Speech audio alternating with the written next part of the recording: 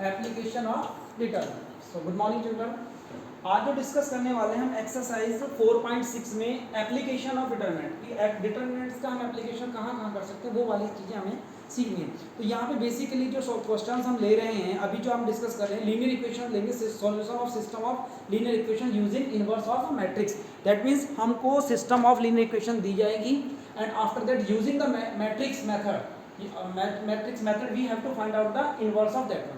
Matrix method को use करते हुए उसका हमें सॉल्यूशन फाइंड करना है।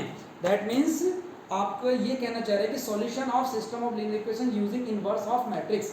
आपको मैट्रिक्स का इनवर्स कैलकुलेट करते हुए उसको यूज करते हुए आपको इस सिस्टम को सॉल्व करना है।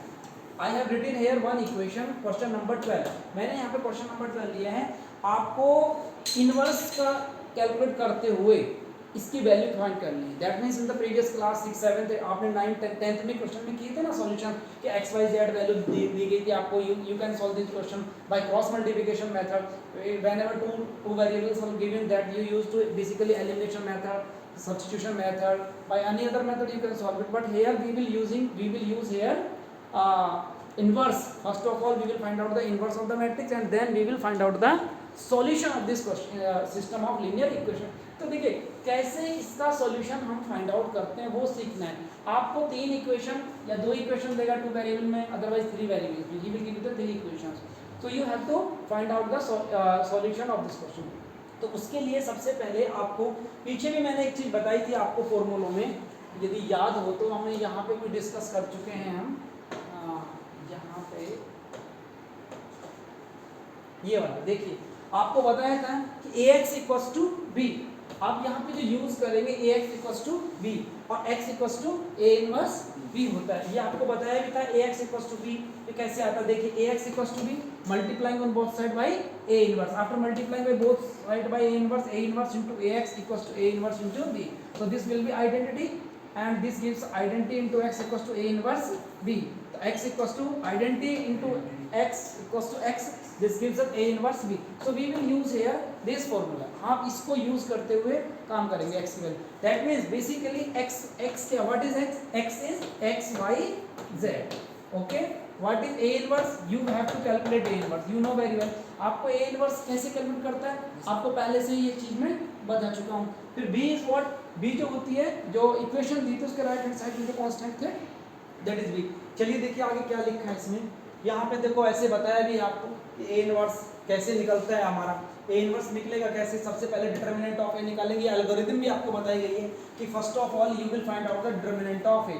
If determinant is non zero, determinant जो मतलब it must not be equal to zero, ये जीरो नहीं होनी चाहिए, अदरवाइज हम सॉल्यूशन पे डिफरेंट तरीके से कंसिस्टेंट इनकंसिस्टेंट में जाएंगे। तो अभी फिलहाल हम सिंपल बहुत सिंपल मैथड से डिस्कस कर रहे हैं कि determinant of a equals to something except non zero, मतलब it must not be equals to zero, ये जीरो नहीं होनी चाहिए। यदि जीरो नहीं है तो इसका मतलब दैट मींस इनवर्स एग्जिस्ट करेगा, a inverse exist, therefore a inverse exist करेगा। उसके बाद आप क्या निकालेंगे, ट्रांसपोज आपको चाहिए, आपका बेसिकली आपको चाहिए a इनवर्स होता क्या, a इनवर्स होता है, we have already discuss in the previous session, that is a inverse equals to adjoint of a divided by determinant of a। ये निकाल चुके हैं ना आप इसमें। तो इसके लिए आपको एडजॉइंट a निकालना है, और adjoint a how we can find out the adjoint, determinant a is already calculated, ये ऑलरेडी कैलकुलेट हो चुका है। एडजॉइंट a कैसे कैलकुलेट होगा, first of all you will find out the cofactor, then you will form the cofactor matrix and then you will find out the transpose of the cofactor matrix and this is known as the adjoint of A। इसको क्या कहते हैं, adjoint of A। adjoint of A निकला आपके पास, adjoint A, फिर यहाँ पे you have to substitute here। तो डिटरमिनेंट की वैल्यू कितनी आई थी, 1/a into adjoint of A। इसको सॉर्ट आउट करने के बाद आप देखिए ax इक्वल्स टू b, तो x equals to a inverse b, और x की वैल्यू क्या, actually this question was in 2 variable, 2 variable में था ये क्वेश्चन, यहाँ से रब हो गया। तो a inverse, value of a inverse ये यहाँ पे ये लिखियो, b की value 4 and -5। After simple simplification 4 2 जा 8, एरो जब मल्टीप्लिकेशन करते हैं, आई टोल्ड यू ना, you have to do the multiplication like this. आप ऐसे जाएंगे ना बच्चा, ठीक है, ऐसे जाएंगे ना मल्टीप्लिकेशन में, तो यहाँ से आप इस तरीके से गए मल्टीप्लिकेशन के लिए। देखिए 3 4 जा 12, फिर प्लस -5 2 जा 10, प्लस माइनस माइनस हो जाना है, 5 2 जा 10।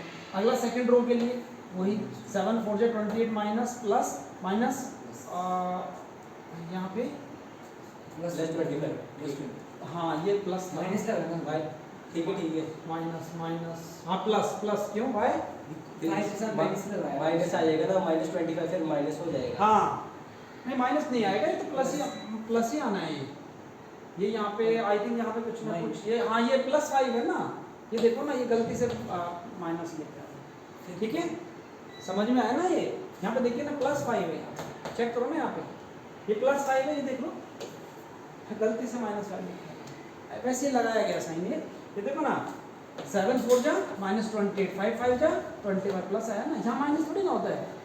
तो यहाँ पे कितना जहाँ तो मल्टीप्लिकेशन होती है लाइक दिस ऐसे सीधा सीधा मल्टीप्लिकेशन होती है। तो ये देखिए ना 12 - 10 2 और -28 plus 25 that is equals to -3 x equals to 2 y equals to -3। चलिए इसका एक अच्छा सा क्वेश्चन आगे दिया है, उसको हम सॉर्ट आउट करते हैं जो हमें बेसिकली कैलकुलेट करना है, जिसके बारे में हम कैलकुलेट करना चाह रहे थे। चलिए ये क्वेश्चन भी हम पीछे डिस्कस कर चुके हैं, ये तो टेस्ट है आपका, ये एप्लीकेशन ऑफ ये हम डिस्कस कर रहे हैं। अब आप इस क्वेश्चन को देखिए, इस क्वेश्चन में आपसे क्वेश्चन नंबर 12 में सिंपल सी चीजें पूछी गई हैं। First of all I am just explaining, find out the A inverse, ज़्यादा कुछ नहीं पूछा है इसमें, आपको ए इनवर्स फाइंड करना है। So you have to follow the algorithm for finding the solution of this question. आपको एल्गोरिथम को फॉलो करते हुए आगे बढ़ना है। दैट मीन्स आपको ध्यान रखिए कि यहाँ पे आप उस मेथड को फॉलो करेंगे कि जैसे पेपर में actually you know very well, that means हमारा स्टेप मार्किंग होता है, तो स्टेप मार्किंग के हिसाब से आप करेंगे क्वेश्चन का। तो according to that one first of all you have to calculate the determinant of this matrix. तो इसके लिखने का तरीका ये मालूम है, सबसे पहले ए लिखा, A is what coefficient of variables x1 -1 1 2 1 -3, ठीक है 1 1 1 like this। x is what x y z, b is what 4 0 2, you know very well ax equals to b, x equals to a inverse b। so this is our overall planning, this is our overall planning what we have to do, हमें क्या करना है, कहाँ जाना है, फिर उसके बाद after that one we have to execute our plan। पहले हमें प्लान बनाना है, फिर उसके हिसाब से हमें प्लान को एग्जीक्यूट करना है कि हमें जाना कहाँ है, करना क्या है। तो अब हमें कि we are in the need of A inverse, सबसे पहले क्योंकि दिस इज ये तो हमें कैलकुलेट करना ही है, B is available to this but A inverse is not available to us, हमारे पास ए इनवर्स अवेलेबल नहीं। If it is question is not clear ask me now, अभी भी आपको समझ में नहीं आ रहा है तो आप एक बार पूछ लीजिए, मैं एक्सप्लेन कर दूंगा। क्रिश नहीं आ रहा है तो पूछिए, after that you have to solve the question, I will give you assignment, I will give some questions and then you have to solve this question yourself. और नहीं आ रहा तो बेटा पूछ लेना, फिर बाद में नहीं करना, क्योंकि ये क्वेश्चन बहुत इंपॉर्टेंट है। ये नहीं मगर इससे जैसा क्वेश्चन आएगा ये भी आ जाता है, इससे थोड़ा सा लेवल आ जाता है। चलिए तो first of all you will find out the determinant. Determinant की वैल्यू सबको पता है कैसे कैलकुलेट करते हैं, पहला अलोंग करते हैं, you have to expand along r1, r1 के हिसाब से मैंने आपको बताया। तो सिंपल तरीका, पहले तो प्लस माइनस प्लस, ठीक है, फिर उन यहाँ पे ब्रैकेट लगाया। अब उसके हिसाब से साइन, ये देखो पहला क्या था 1 1 लिख दिया, दूसरा क्या था -1, तो -1 और ये माइनस पहले से था, क्या हो गया +1, यहाँ प्लस आएगा, ये कितना 1, तो इसकी केस खत्म। अब अंदर बचते हैं एलिमेंट, सीधे सीधे से करने तो कर दे, इसको गया ये गया a1 1 ये गया और ये गया, तो बचा कितना, ये 1 1 जा -1 1 जा 4, देखो यहाँ पे किया है, ये 1 1 जा ये रहा ना 1 1 जा, या इसने तो लिख दिया ऐसे, आप नहीं किया किसी बच्चे ने, यहाँ पे किया 1 1 जा, अदरवाइज डायरेक्ट भी आप कर सकते थे। 1 1 जा 1 और माइनस +3 ये किया उसने, फिर इसमें 1, अब इसमें फर्स्ट एलिमेंट सेकंड रो को खत्म किया, तो 2 -3 1 1, ये करने के डायरेक्ट भी आप लिख सकते हैं। This gives us after that third first row third one, that is 2 1 1 1। So after solving you come to know 2 -1, then 3 1 4 2 + 3 5, after solving 4 1 जा 4 5 + 1 that is 10, it is not equals to 0, this gives a inverse exist कर रहा है, a inverse exist कर रहा है, तो that means we should continue this process। आपको ज़्यादा कुछ नहीं सोचना है, ये कंसिस्टेंट है और यूनिक सॉल्यूशन इसके आएंगे, तो बेसिकली बोलेंगे यूनिक सॉल्यूशन, जो बताने थे आपको कंसिस्टेंट इनकंसिस्टेंट यूनिक सॉल्यूशन, तो यहाँ से इसके यूनिक सॉल्यूशन मिलेंगे, मतलब अलग बिल्कुल यूनिक सॉल्यूशन मिलेंगे आपको, उसके जैसे कोई नहीं है, ठीक है, डिफरेंट सॉल्यूशंस मिलेंगे। अब आप सोचिए यहाँ पे आप after that you have to find out the inverse, so for finding the inverse you have to find out the cofactors. So we come to know about the cofactor. Cofactor का आपको तरीका भी बताया है. कोफैक्टर में जो पहले multiplication की है पहले वहीं से ही उठ जाती है. बस देखो A1 में प्लस, क्योंकि आपको पहले भी मैं सीरीज बता चुका हूँ कई बार, plus minus plus minus plus minus plus minus plus, यानी कि जो आपका डब्बा बनता है ये आपको अच्छे से मालूम है, वो कुछ इस तरीके से बनता है. ये शक्तिमान की तरह बनता है ना, बताया था ना आपको, कुछ ऐसे बनता है ना, बताया था ना, just like as the symbol of Shaktimaan. तो उस तरीके से बनता है. देखो मैंने वही किया, प्लस माइनस प्लस, फिर माइनस प्लस माइनस, फिर प्लस माइनस प्लस, फिर वो एप्लीकेशन किया है. बस ये एलिमेंट नहीं लेते हैं, बस ये गया तो 1 1 बन जा 1 प्लस 3. तो after solving to this one I think ये क्लियर भी होगा. वरुण आपको क्लियर है? Yes sir. पीछे भी मैं बता चुका हूँ, कुलदीप समझ में आया कि दिक्कत नहीं है एक्सप्लेन करने की. I think there is no need to explain it. So ये सारा करने के बाद में after that you will form a cofactor matrix. After forming cofactor matrix, cofactor matrix you have to do the transpose of it. और वो क्या कहेगा? That is called adjoint of A. इसको बोलते हैं adjoint of A. Adjoint of A आ गया transpose matrix. Then A inverse is what will be A inverse? A inverse will be adjoint of A divided by determinant of A. तो यहाँ से क्या 1/10 और ये 4 2 2 लाइक दिस. अब इसको हम अभी अंदर मल्टीप्लिकेशन नहीं कर रहे हैं, कर सकते हैं but we are not doing the multiplication है. अभी ए इनवर्स आ गया, बट हमारा पहला रिकॉर्ड में क्या था, जरूरत था हमें, we are in the need of this one A inverse. A inverse हमारे पास मिल चुका है. Now we will come back to this step and we will ask भैया आपको क्या चाहिए, तो करेंगे yes I am in the need of A inverse, कि मेरे को ए इनवर्स की जरूरत है. कोई बात नहीं, हमारे पास आ गया, आई विल गिव यू. वो कहता है परेशान ना हो, हमारे को ए इनवर्स मिल गया है. और कोई मिल गया, मूवी में मिला था ना, तो कहता है कि हमको ए इनवर्स यहाँ पे मिल गया. बोला मिल गया तो जल्दी दे भाई. बोले X Y Z from first, ये मैंने लिखा है फ्रॉम फर्स्ट 1 थी ना ये वाली, तो एक्स की जगह एक्स वाई जेड ये आइडेंटिटी लिखा. अब यदि इस टाइप की मल्टीप्लिकेशन आती है तो at last you should do the multiplication of this step at last. आप इन दो की मल्टीप्लिकेशन कीजिए. Although multiplication will be possible automatically, कोई टेंशन नहीं है. फिर आफ्टर दैट फिर भी मैंने बता दिया कि यू शुड चेक है मल्टीप्लिकेशन पॉसिबल और नॉट, थोड़ा सा जस्ट आइडिया देने के लिए, अदरवाइज जरूरत नहीं है. तो इसका ऑर्डर 3/3, देखो 3 रो 3 कॉलम, इसका order 3 row 1 column. You should check it, that is multiplication is possible. हालांकि जरूरत नहीं है क्योंकि ये सब पहले एडजस्ट कर रहा है, इसके मतलब सारा काम सही चले आ रहा है. फिर भी हमने चेक करा दिया. तो अब किस ऑर्डर की बनेगी? 3 रो 1 कॉलम. देखो 3 row 1 column. Then after multiplication ये जाएगा कुछ इस तरीके से, ये कुछ इसी तरीके से जाएगा. क्रिश ऐसे जाएगा. ये पहला, ये दूसरा और ये तीसरा. तो पहला गया देखिए 4 2 4 जा 16 2 0 0 2 4 2 2 जा 4. फिर दूसरे वाले से बात करेगा, -4 4 जा 20 5 4 जा 20 प्लस 0 5 2 जा 10. अगले में गया 1 4 जा 4 -2 0 plus 6. Is it clear? This gives us 20. After that now you should do the multiply of 1/10 inside this one. This gives us 2 minus 1 1. So what is x? X y z, and after that at last you will put here into the box, that is x y z. Plus 2 minus 1 1. So you will get the answer of this question. I think it is clear to you or not? Yes. Any doubt? One more question is there. Later on we will discuss something. एक जो main question हमें discuss करना वो हमारा छूट गया, उस question को डिस्कस करते हैं. Let after that this class will be over. तो आज का एक क्वेश्चन और है छोटा सा, इसी पे बेस्ड है, ज़्यादा मुश्किल नहीं है, इसको समझने में आसानी होगी, बस 2 मिनट में क्लियर हो जाएगा. देखिए question number 15, that is very very important question. कई बार ये पूछा गया है after regular interval. Examiner ask this question, bar bar interval के बाद इसको पूछता है, क्योंकि इस क्वेश्चन में तो ये भी कई बार इसको पूछ लेता है, अदरवाइज इसके बेस क्वेश्चन है, थोड़ा सा डिफिकल्टी लेवल हाई होगा, उसको कल कराऊंगा जो आता है. अब ये बुक का ही क्वेश्चन है एनसीईआरटी का. देखिए A is given to you, question is find A inverse, and I think you can find out A inverse. Krish, can you calculate easily A inverse? What is the process? सबसे पहले वो determinant find. Absolutely right. Then उसका cofactor निकालेंगे. Very good. Cofactor matrix बनाएंगे. Very good. उसका transpose कर देंगे. very good. फिर ax = b. नहीं अभी तो ट्रांसपोज निकल गया, फिर A इनवर्स निकल जाए. A inverse equals to a inverse b = x.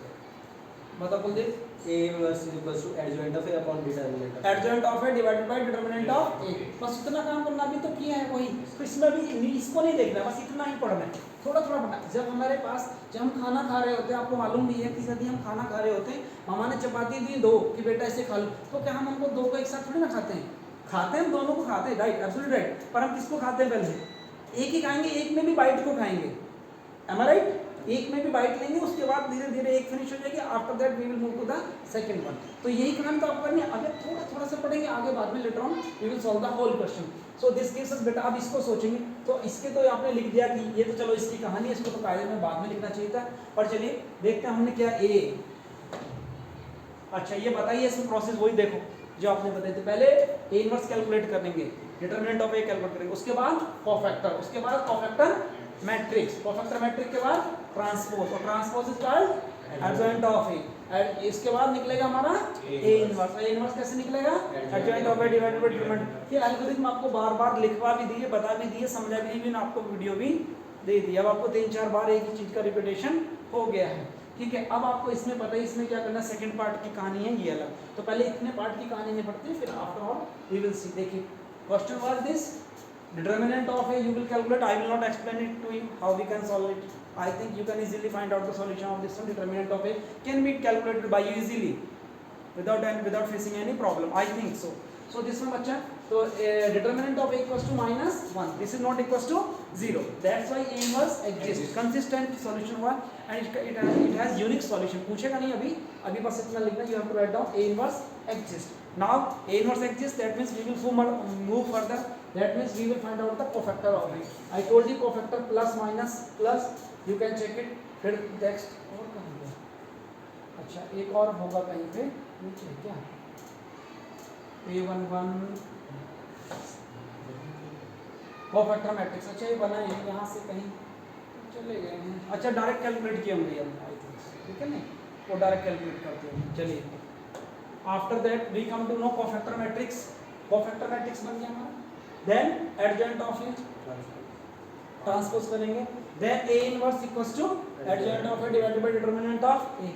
इसको यहाँ पे मैंने पहले की तरह आपको छोड़ दिया है, इसको बंद किया। अब हम आएंगे वापस क्वेश्चन के पास कि भाई हम क्वेश्चन के पास गए, हम पूछते हैं जी आप क्या करना है, यहाँ तक का काम कर चुके हैं, वो कहता है कि यूजिंग ए इनवर्स, इसको यूज करते हुए इसको हमें यूज करना है और find out the solution of this one. अब हमें उसको यूज करते हुए, जैसे आपके पास यू हैव गॉट, आपके पास कुछ पैसे हैं 10 rupees and you have to purchase a chart, और चार्ट आपको खरीदना है, और चार्ट की जो प्राइस है दैट इज 12 रुपीज़ है।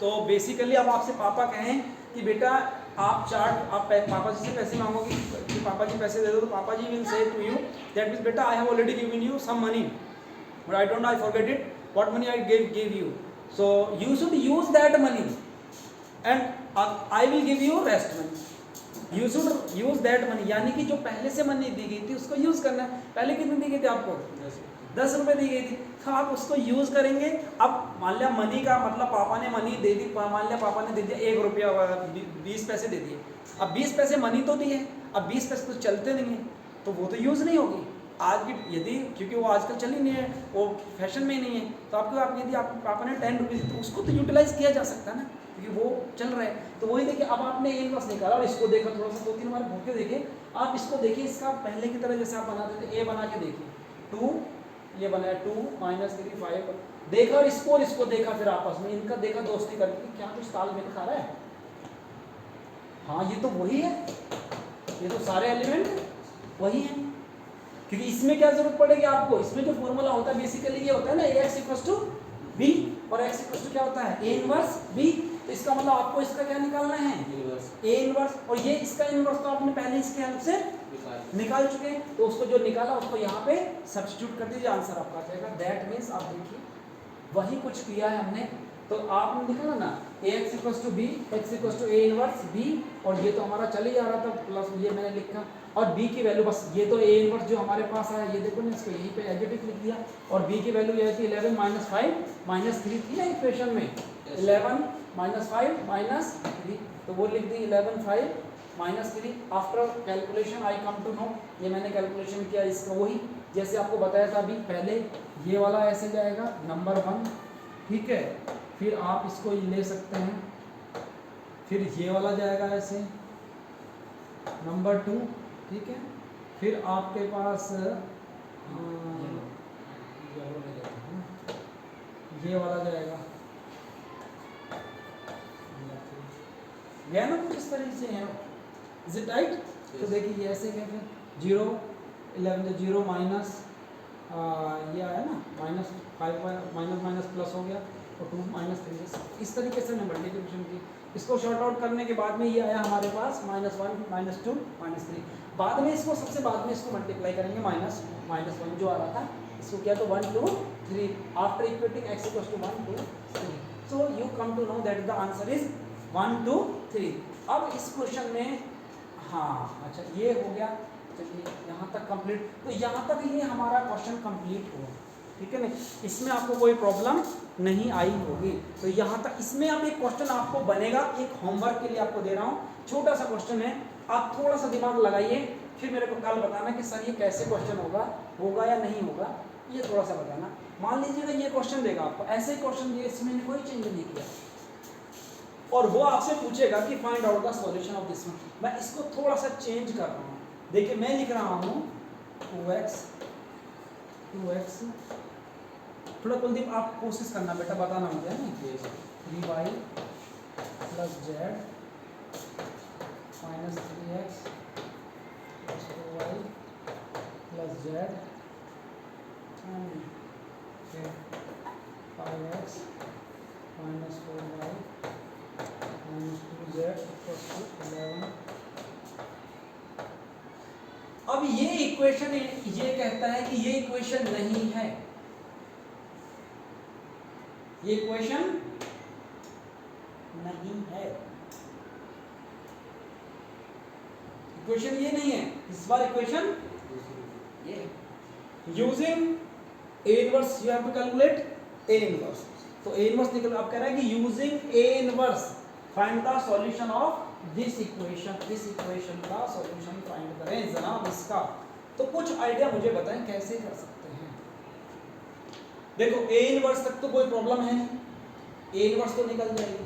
अब आपके पास लफड़ा कहाँ पड़ेगा, B में भी X में भी कोई पंगा नहीं, आप इसको दोबारा लिखेंगे, इसको मैट्रिक्स को यहाँ लगाएंगे और इसको लिखने की कोशिश करेंगे 2 3 1 और कितना आ गया -3 2 1 और कितना आ गया 5 -4 और -2 ये लिख दें। अब इसको देखेंगे 2-3 बार घूर के, इसको ऐसे देखेंगे कि जैसे आपको ही कभी भविष्य में कभी पहले कभी मुलाकात ही नहीं हुई है आपकी और इसकी। इन दो को देखें, आप इनमें तालमेल बिठाने की कोशिश करेंगे कि कुछ ना कुछ, ठीक है, आपको इसको यूज करना है ना इस वाली चीज को। आप इसको, भाई मैंने कहा है कि आप इस पेन को you should use this pen. अब आपको तो पता है, आप डेली आते हैं, मान ली मेरी बेटी आ जाए, वो अभी नर्सरी LKG में पढ़ती, मैं कहूँगा बेटा यूज दिस पेन। अब वो क्या करेगी, इसको आके उसको पता है कैसे लिखना है, कौन सा पकड़ रहे हैं, वो कुछ भी इसे पकड़ लेगी, बोली ओके पापा ऐसा लिखना शुरू कर दे, वो ऐसा भी लिख देगी, लिखेगी ना, उसको नहीं पता, पेन तो है मगर आपको इसका यूज पता है। अब यदि उसने ऐसे पकड़ लिया, ऐसे, हम कहेंगे नहीं बेटा इसको ऐसे नहीं, इसको ऐसे पकड़ो, देखो तुम कुछ लिख पाओगे। देखो ये पेन वही है, इसको मैंने यदि ऐसे लिखा तो कुछ भी नहीं लिख रहा, ऐसे लिखा तो इसको क्या कुछ चेंज हुआ, बात तो वही है, थोड़ा सा। अब आप वही चीज देखो, इसमें कुछ ना कुछ लफड़ा है, उसका ट्रांसपोज किसका, सर फर्स्ट A का ट्रांसपोज समझ में आ गया ना, A का ट्रांसपोज है। तो आपके पास क्या आएगा, जब A इनवर्स निकलेगा उसका क्या करना है तुम्हें, और उसका भी ट्रांसपोज उसका ट्रांसपोज करना है। आपको क्या करना है, ट्रांसपोज जब ये ट्रांसपोज है तो उसका A इनवर्स का भी क्या कर देना आपको, क्लियर है। देखो जो आप, भाई आप इसी एग्जांपल याद रखना है, बच्ची लिख लेगी she can write down, but problem ये है उसको नहीं पता कि इधर से क्या है इधर से, ये आपको थोड़ा सा बताना है, उसको बस बताना, फिर उसको 2-4 दिन बाद बताओ ना, वो खुद समझ लेगी, अच्छा इधर से लिखने का है ये। तो आपको पिछले वाली, अब यदि हम इसको पेन ना दें बेटा आप लिखो तो शायद मुश्किल हो जाए इसको।